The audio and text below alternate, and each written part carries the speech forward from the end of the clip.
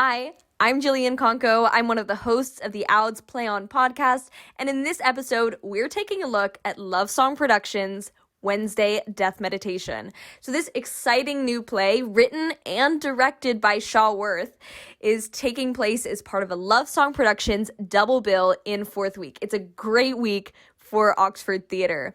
So stay tuned for the rest of this episode. You'll hear a little bit about the rehearsal process, hear some things from the cast and crew about this incredibly exciting new play.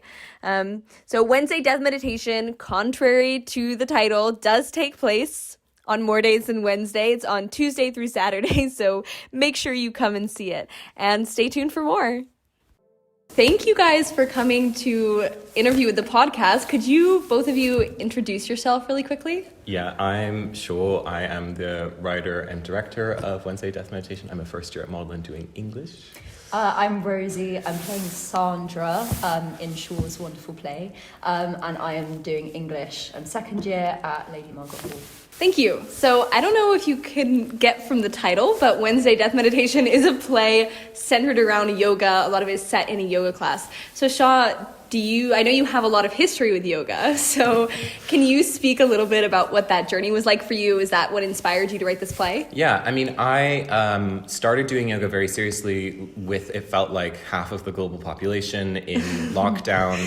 But then as obviously people sort of started going back to work and, the class size really dropped off, you started to having to pay again, which was also a big detractor. But what kind of emerged through that was there was a group of people who were really interested in it and what yoga means kind of beyond your daily exercise while you're not allowed to go outside.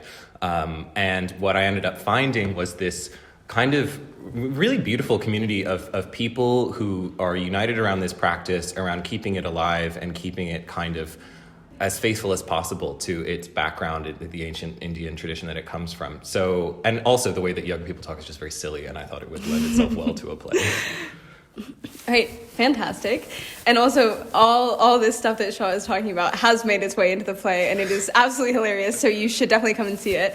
Rosie, You play a yoga teacher in this play. Do you have a history of yoga? And if not, what's this process looking like for you? Well, I mean, I actually did like a couple of yoga with Adrian.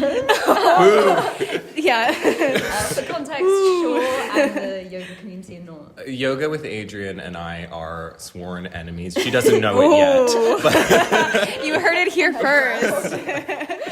No, so I mean, like, I did a bit at school and stuff, but I'm not like a pro at all. So I'm actually really lucky because I don't actually have to do that much yoga in it. So Shaw's just like, oh, Rosie, yeah, just walk around now. So I embraced that. Yeah. All right, so Rosie actually has the most fantastic yoga teacher voice I've ever heard, Yeah, so you stunning. should absolutely come and hear that. And if you're interested, what might it be like to take a yoga class? Just come along and listen. This is exactly what it will be Yeah, like. I mean, you'll basically be taking a yoga class without having to actually do physical exercise, which, is a win-win. Well, yeah, and as we've been saying, the real yoga is in your spirit, not so much on the mat. So you can, as an audience member, you'll be participating with us. Okay, so come for a spiritual experience then. Is it your studio? It's my tradition, not yours. I mean, he kind of... I know. It's just we are sitting. So sit. Listen. It's extremely simple. At one time in the province of Lab, a great soul was born who was Magic Ladron, the singular mother torch of Lab. Before she was born, a wrathful sky deity appeared to her mother in a dream and cut out her heart with a crescent knife, saying, "By this I remove ignorance." She took her heart and placed it in a skull cup, where it turned into a pure white conch. The god blew it, and the syllable "ah" rang out all over the world. By the time she was 4, she was reciting the 8,000 verses on the perfection of wisdom. By the time she was 9, she was a lay chaplain in the monastery. The signs were auspicious and the omens were favourable. When the time came for her to teach, there were rainbows and glowing lights in the sky, and when she first opened her mouth at the lectern, 10,000 blessings and signs emerged from her jaw. But demons, first in disguise as priests, drove Magic from the city of Lab. First, she slept in the charnel grounds and meditated on death. So, Shaw, you wrote this play. I did. this. Can you speak a little bit on the experience of writing an original play? I mean, what were some challenges? Do you have any advice for aspiring writers? I know that process is really daunting for a lot of people. Yeah, and I think for this one as well, it was very difficult where throughout the writing process, I knew that I was very interested in the language and what I was talking about before, but I was also like, is this a play? Does it have a story? And it turns out you don't need one. I think specifically the thing is, going in for me with a really fixed idea of characters, and I just had the setting. And as soon as you have, I think, one of those elements of setting or a particular voice that you're interested in exploring, or perhaps a vocabulary, then a play or a narrative or whatever you want can come out of that. And I was going to take a play up to the Fringe in 2020, which was set in a supermarket, sort of, the yoga class of the 60s. But I think there's nothing stopping you. All you need is a Word document, and then just to pester people on Facebook groups. And I'm still shocked that this is happening in a theater where people can buy tickets. So, and it should be. It is so good. So a few people have mentioned that your writing reminds them of Annie Baker. Is that an inspiration for you? Definitely. I think Annie Baker, so for anyone who is unaware of Annie Baker is a contemporary American playwright who is incredibly distinguished despite the fact that she's 35. Yeah. She's won the Pulitzer for drama. The National Theatre in 2019 put on a new play of hers, The Antipodes.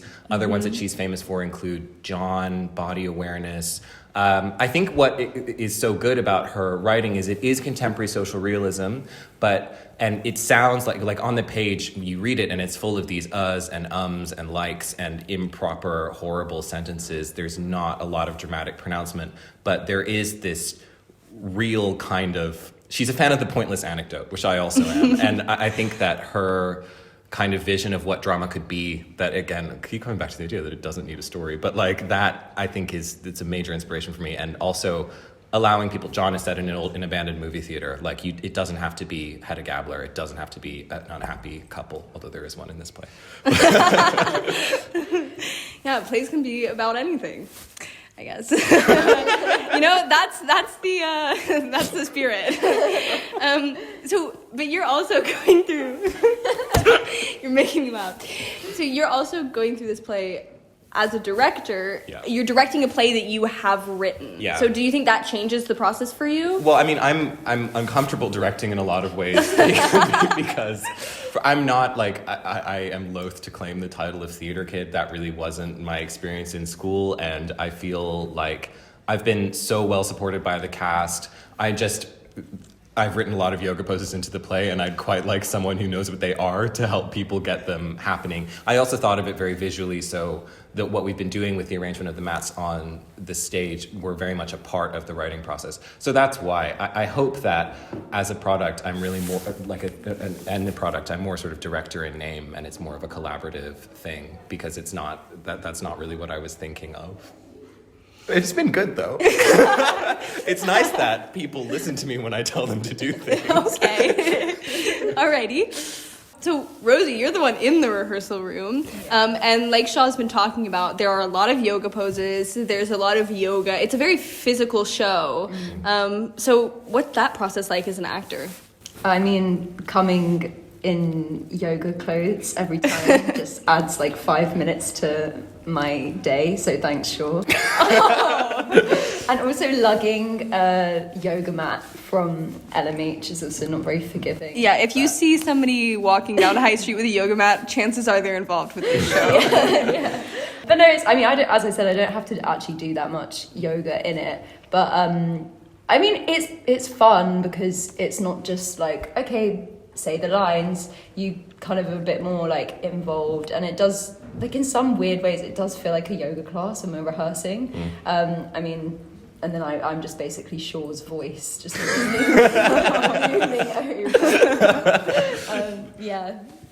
No, and after every show we'll have strong notes about fixing their ankles, but I think in a way I was writing it, I was am I writing a dance piece? Is this really what this is about? Who knows? But I hope that what we'll get is that the movement and the yoga speaks for itself, and that it is kind of like a seventh voice in the play as the characters progress through the sort of physical sequences that they're being told to do. How can that reflect whatever they're processing, because it's, I feel like, pretty oblique in the script. Well, this has all sounded incredibly fantastic. If you are not convinced to come see this, I don't really know what you've been listening to. But for the two of you, just one last question. Yeah. What is your favorite yoga pose? Oh, that's a stunning question. I I know it's really original. I know mine because, I mean, you're probably going through like a catalogue in your head. Like, about 3, other than child's pose. So my favourite is cat pulling its tail. Oh, I remember yes. like when I first read the script and Shaw like sent us a list of the ones we have to learn, and I did it. I was like, wow, maybe I should do yoga. It's so soothing. So that is, I feel like Shaw was basically just recruiting us to try and get like a following for yoga. Yeah, Shaw is the new yoga with Adrian. There is no yoga sock at Oxford, actually, and, you know, if anyone listening is inspired, like, I would come, okay? Like, and there are people who would come. We're waiting for you. So qualified teachers, please put something out there. We want to go. I think my favorite pose... It depends really where your kind of heart is at. Like, if it's, you know, it's been 45 minutes of class and you're ready, and maybe your teacher's like, let's take Pinchamayurasana, aka peacock feather pose, which is standing on your forearms alone and just kicking up and balancing. And sometimes, I know that sounds like a nightmare, but it's really freeing because you are the peacock feather in the wind. Other times, I gotta go for corpse pose in a play about death. Okay, so those are 3 fantastic options to try out.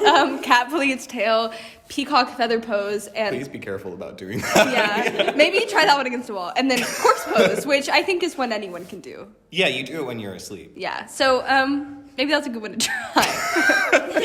All right, so thank you both so much for being on this interview, and goodbye. Bye. Thank you for listening to the Ouds podcast, hosted by Jillian Conco. Our editors are Hannah Gallardo-Parsons. The podcast is produced by Charlotte Baxendale, Noah Wild, and Lizzie Carr. If you enjoyed the podcast, please do get in touch at oudspodcast@gmail.com. You can find us on Instagram and Facebook at Ouds Podcast. And don't forget to subscribe.